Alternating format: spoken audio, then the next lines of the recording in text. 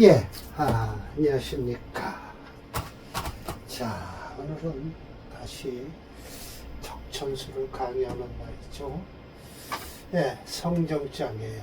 25장. 오늘은 이 성정장이 끝이 없길래 제가 원문에다 번호를 붙였습니다. 이 번호를 붙이고 보니까 오늘 8번째, 8번째 원문이 돼요. 그리고 이 첫 번째는 2번을 갈라서 했으니까 오늘 강의가 9번째 성정장이 되는 거예요.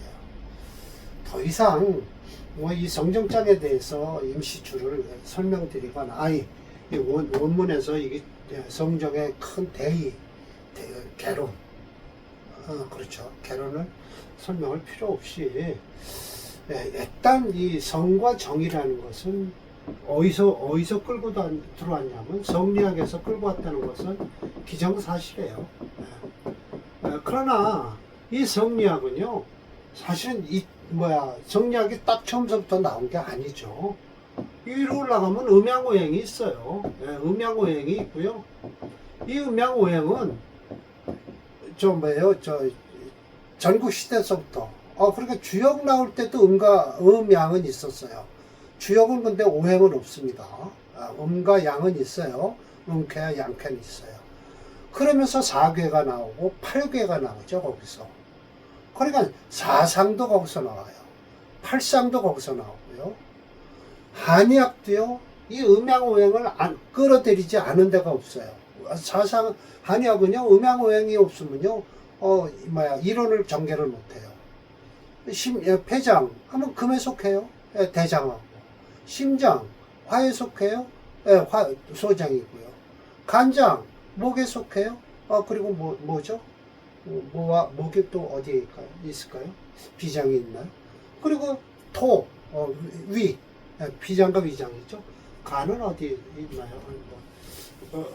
목이니까요. 수생목 하니까 방광이네요. 그렇죠. 수생목. 이렇게 목화토금수를 가지고 한의학에서도 이미 중경장, 그러니까 한의학과 음양오행은 더 연관성이 있어요. 후대에 와서 이 명리학이 나중에 있지, 처음에 전부 황제내경이나 이런 거에서는요, 다 음양오행으로 설명을 했어요. 인체를 갖다가요. 전부 인체를 음양오행으로 설명했죠. 그러니까 이 성장장 하나 끌어왔다고 해서 우리 명리학에서 부끄러울 것도 없는 거예요. 통용을 하는 거죠. 그리고 유학자라는 사람이 또 명리학을 공부 안 했냐? 했습니다. 겉으로 드러내질 않아서 그렇지. 그래서 바로 이런 학문이, 지금도 그렇지만 이런 학문을 음지의 학문이라고 그러죠. 이제 그러나 요즘은 자꾸만 미디어 시대가 발달하고 그래서 그걸 양지로 나오려고 무척 애를 씁니다. 그 우리 같은 사람이 이 양지로 끌고 가려고 사주를 양지로 끌고 나오려고 지금 애를 쓰는 거예요. 그럼 그 근거는 어디냐? 여기 있다 이거예요. 이 글씨에 있다. 적천수라는 책에 있다. 물론 이제 적천수 이전에 격국론에서도 끌고 오려고 했었는데 그게 격국론이 좀 힘이 들었는지 적천수가 힘이 들었는지 요즘은 근거 없이 무슨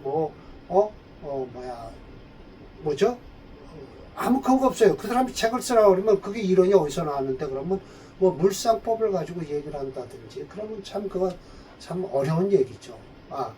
가끔 이런 데서 그런 걸 얘기할 때가 있어요. 비유하자면이라고 해서 하지 그거다라고 지적을 안 해요. 목이 곧 나무다라고 하지를 않죠. 그러나 비유를 하자면 목은 나무니까 생목인지 사목인지 떠나서 그렇게 이제 목화토금수라는 건 우리 자연에 있는 걸 끌어다가 했을 뿐인데 자꾸만 더 해서 그걸 생명에다가 갖다 주입을 시키면 큰일 나는 거예요. 일주를 가지고 자꾸만 이게 살아있는 것 마냥 얘기를 하면 안 되죠. 그러든 저러든 이 근거가 있어야 돼요. 어떤 이론이든지 근거 없이 얘기를 하면 안 되거든요. 저는 근거는 여기서 있다고 생각합니다. 그래서 성정장은 오직 거역하면 안 된다. 거역하면 삐딱해진다. 그래서 정정은 중화를 이루어야 된다. 옥이 불려 어우러지지 말아라. 어우러질 여자거든요. 그래서 제가 저한테 논문을 지도하셨던 원광대학교 양은영 박사 교수님께서 뭐라고 말씀하셨냐. 처음에 나를 딱 인터뷰하면서 당신 석사 때 적천술에는 원주를 가지고 원주를 번역해서 적천수의 원주를 번역을 해서 석사를 땄다니, 그러면 그 적천수의 중심사상은 뭐요? 라고 하길래, 중심사상이요? 중화사상입니다 라고 했어요.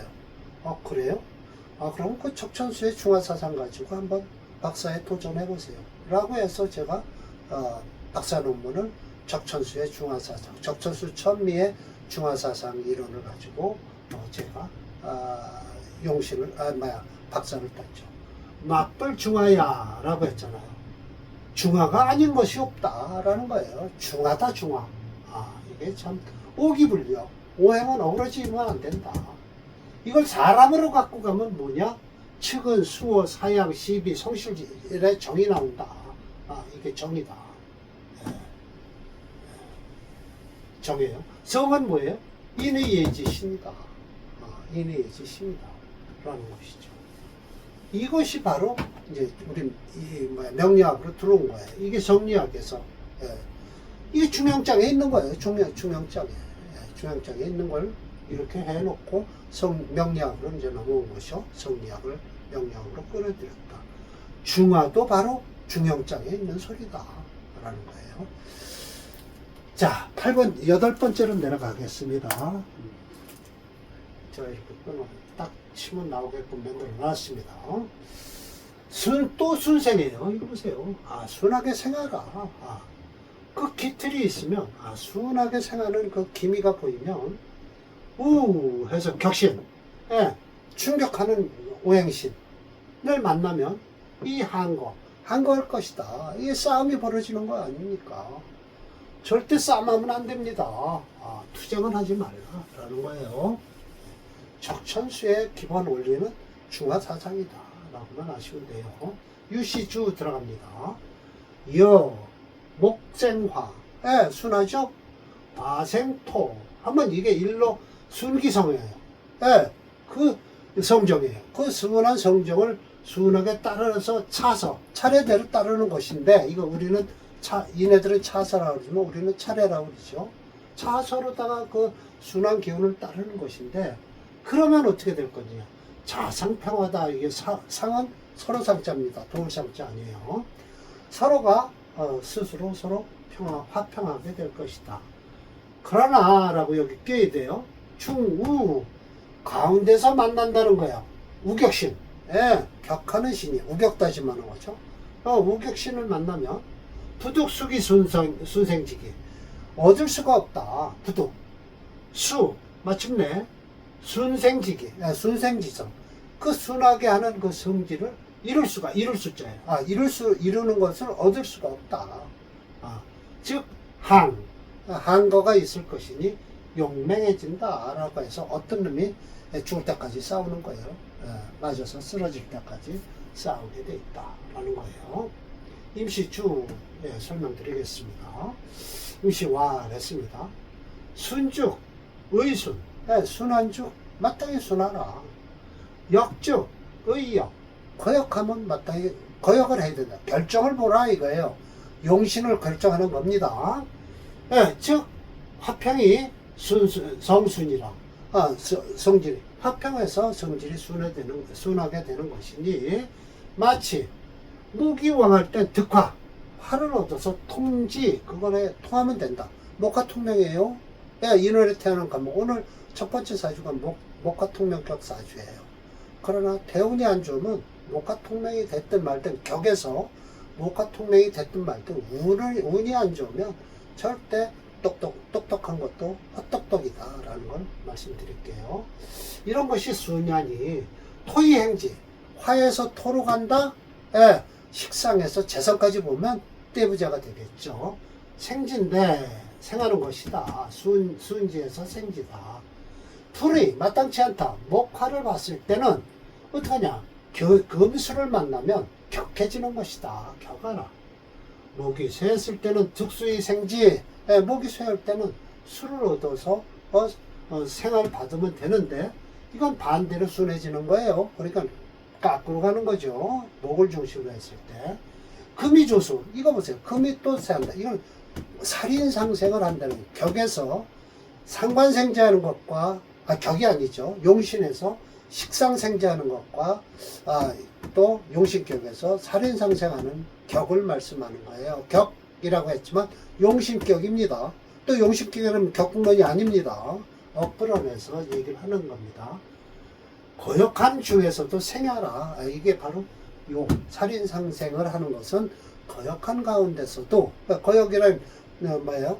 금극목을 하는데 그 가운데 수가 꼈잖아요. 그러니까 인성이 꼈으니까 관성도 쓸 수 있다라는 거예요. 이런 때는 불이견토, 화토를 만나면 안 된다. 그렇죠. 싸움이 일어났잖아요. 금수를 용신을 썼을 때 화토를 만나면 안 되겠죠. 그래서 아생자는 위순, 내가 생하는 것은 곧 순하게 되는 것이요.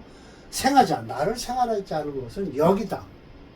그래서 왕자는 의순, 왕한 거는 왕할 때는 마땅히 순해라, 이렇게 뽑아내라, 설하라는 뜻이에요. 쇠자는 의역이란 곧 도와주라는 뜻이에요. 인성으로 도와주라.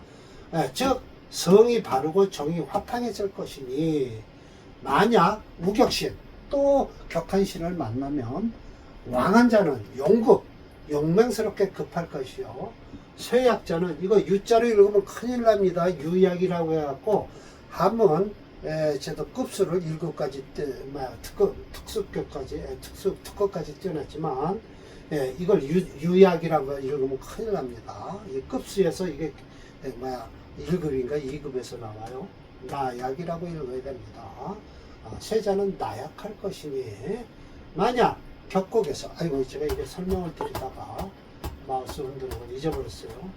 만약 격곡에서 득순역지성, 순하든지 역하든지의 그 차례를 얻었다면 그 성적은 본래 화평할 것인데, 세운에서 또 그 역하는 신을 만나면 안 된다.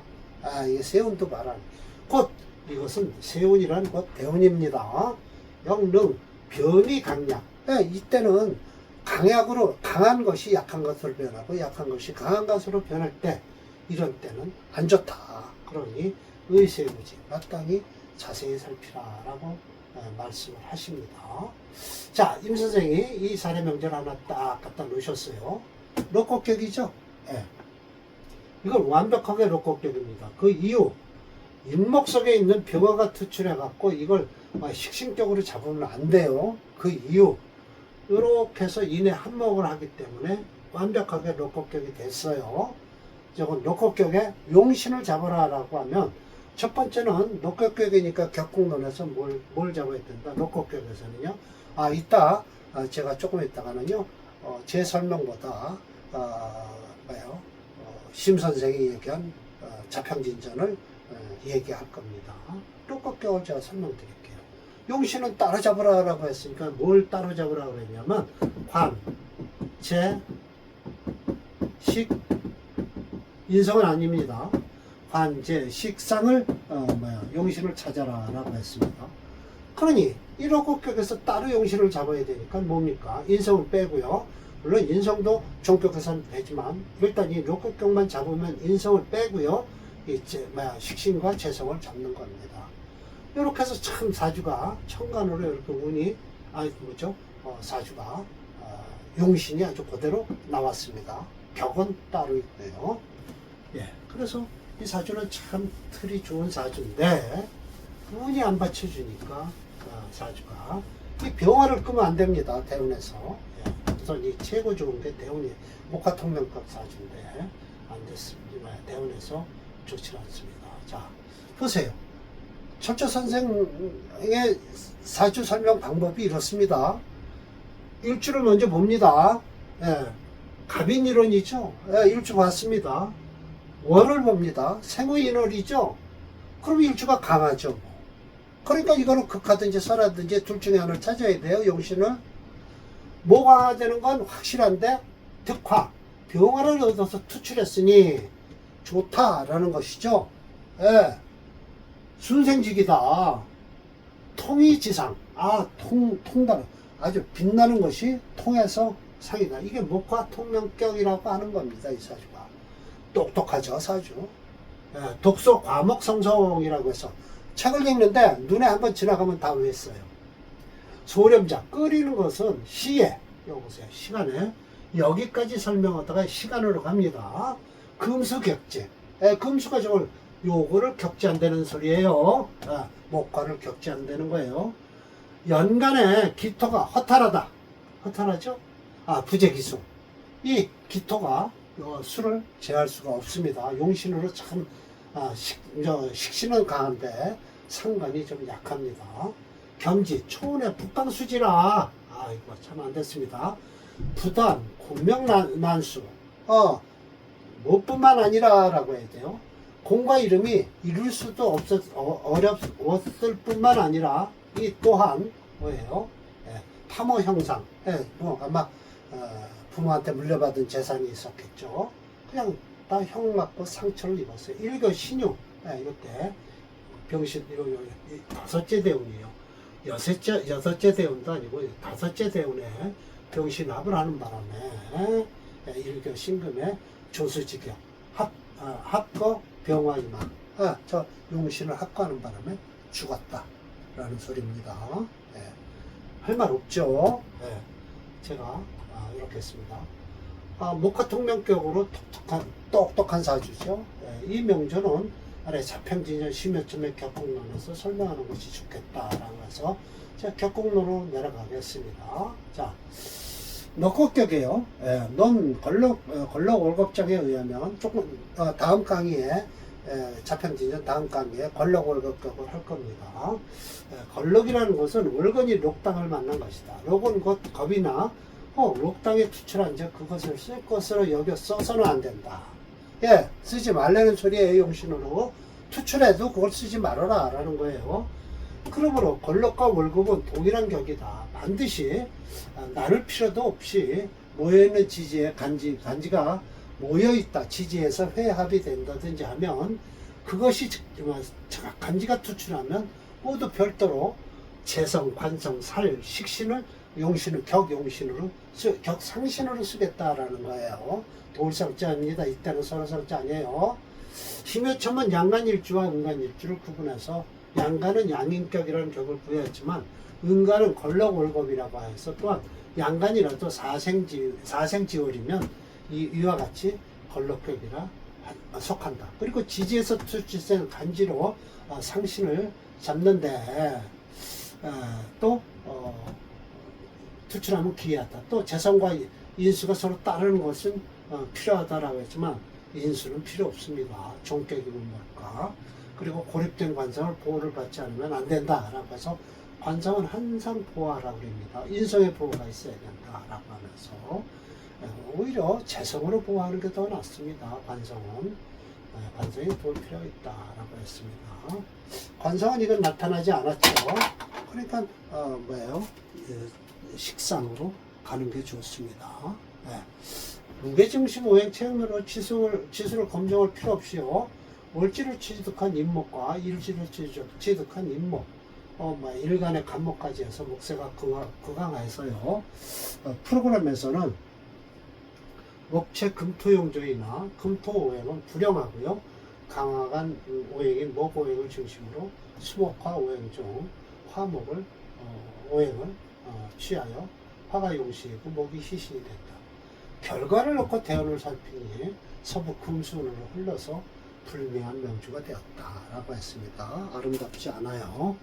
대운 경만 좋아서 좋을 게 없습니다. 절대 대운까지 봐야죠.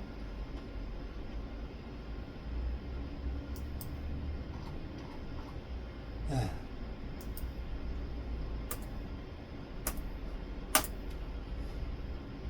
네. 아유, 이 수는 그렇게는 넘어가겠죠. 어떻게든 지지로. 요 지금 신유대운에 들어와서 이 사주가 병신합하고 용신을 합과하는 바람에 망한 사주입니다.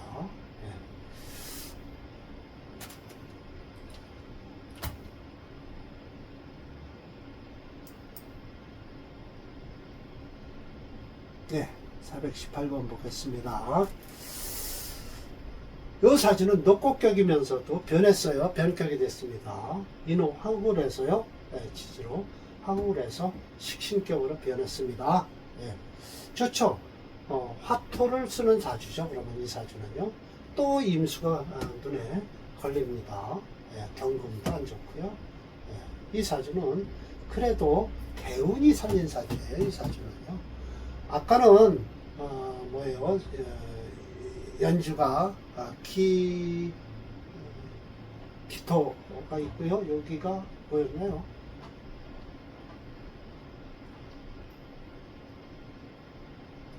기해생이니까 인해 한목을 하죠. 그래서 이 사주는 식신격으로 안 변합니다. 인목에 있는 병화가 투출해도 변하진 않는데 이 사주는 인호 화국을 해갖고요. 인호 화국을 해서 변격이 됐어요. 녹곡격이 식신격으로 변해서요. 식신도 씁니다. 용신으로 재성을 쓰고요. 식신 생재하죠. 또 임수가 꺼립니다. 인성이죠. 식신을 끄니까요. 안 좋죠. 자, 이 사주는 운은 참 양년생이라 순행을 하는 바람에 화대운만큼은 괜찮을 겁니다.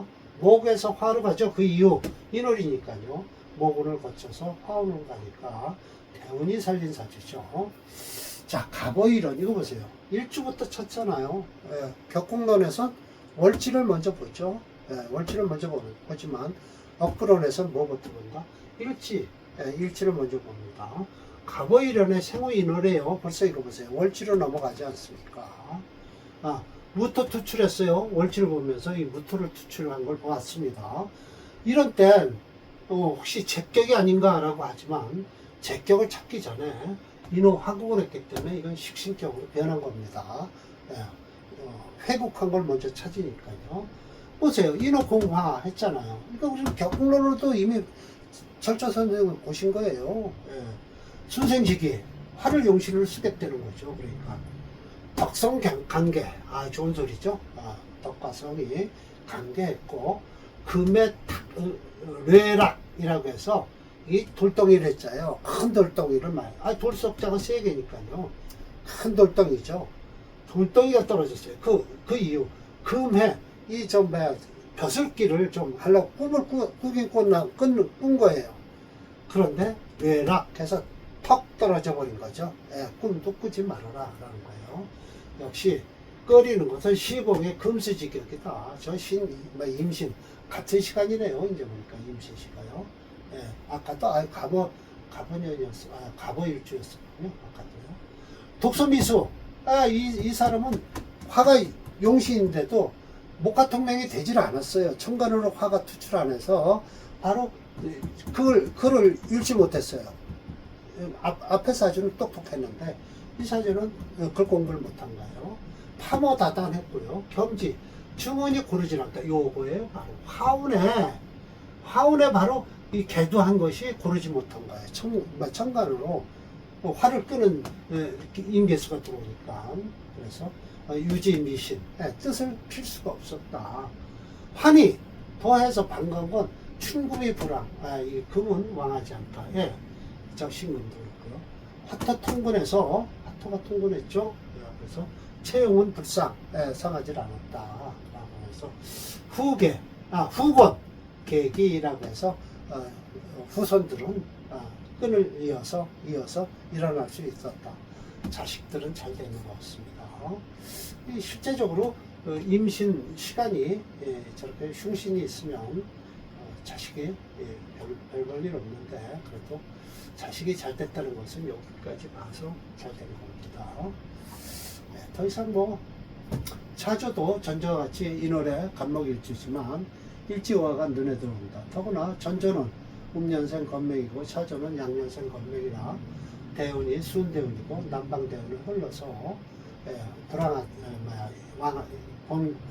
본금이 왕하지 않아서 화토 통근해서 체형이 불쌍했죠. 용신이 불쌍하지 않고 자식들이 잘 된 거예요. 그러나 남방대운 역시 구신이 개도했어요. 임계수가 개도하고요. 유진미신이라 뜻은 있으나 펼 수가 없었다라는 것이죠. 그렇습니다. 자평진전에서 같아요. 요곡격이죠. 네, 그래서 똑같은 거로 나와 있죠. 네, 뭐 제가 늘 얘기한 거 그대로 나와 있습니다. 네.